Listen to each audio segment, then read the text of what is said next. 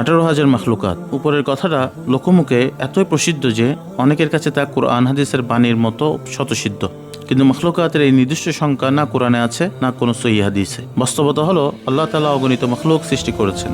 জলে ও স্থলে ছড়িয়ে থাকা বিভিন্ন প্রজাতির মখলুক আল্লাহ তাআলার অসীম কুদরতের প্রমাণ। মানুষের জানার বাইরেও রয়েছে অসংখ্য মখলুক। আল্লাহ তাআলা কত ধরনের মখলুক সৃষ্টি করেছেন তার নির্দিষ্ট সংখ্যা সহিহ হাদিসে বলা হয়নি। একটা মুনকার বর্ণনায় এর সংখ্যা 1000 বলা হয়েছে, কিন্তু অনেক মুহাদ্দিস বর্ণনাটাকে জাল বলে আখ্যা দিয়েছেন। এছাড়া এই সংখ্যা সম্পর্কে কিছু মনীষীর উক্তিও রয়েছে, যেমন মারওয়ান ইবনুল হাকামের কথা মতে 17,000 জগৎ রয়েছে, আর আবুল আলিয়ার অনুমান অনুযায়ী 14,000 কিংবা 18,000 মখলুকাত আল্লাহ সুবহানাহু ওয়া তাআলা সৃষ্টি করেছেন। এই বিভিন্ন সংখ্যা কিছু মনীষীর উক্তি মাত্র, হাদিস নয়। দ্বিতীয়ত, তাদের বক্তব্য থেকেও অনুমিত হয় যে নির্দিষ্ট কোনো সংখ্যা বোঝাতে নয়, বরং আধিক্য বোঝাতেই তারা এসব কথা বলেছেন, তাও আবার অনুমান করে। এই কারণে এর কোনোটিকেই প্রমাণিত সত্য মনে করার কোনো কারণ নেই, বরং এই বিষয়ে ইবনে কাসির রাহমাতুল্লাহ আলাইহির কথাটাই মূল কথা, যা তিনি আবুল আলিয়ার পূর্বোক্ত কথাটা পূর্ণভাবে উদ্ধৃত করার পর বলেছেন, আর তা হলো ওয়াহাদা কালামুন গরীবুন ইহতাজু মিসলুহু ইলা দলিলিন সহিহ, অর্থাৎ এটা এমন একটা আজব কথা যার জন্য বিশুদ্ধ দলিলের প্রয়োজন রয়েছে।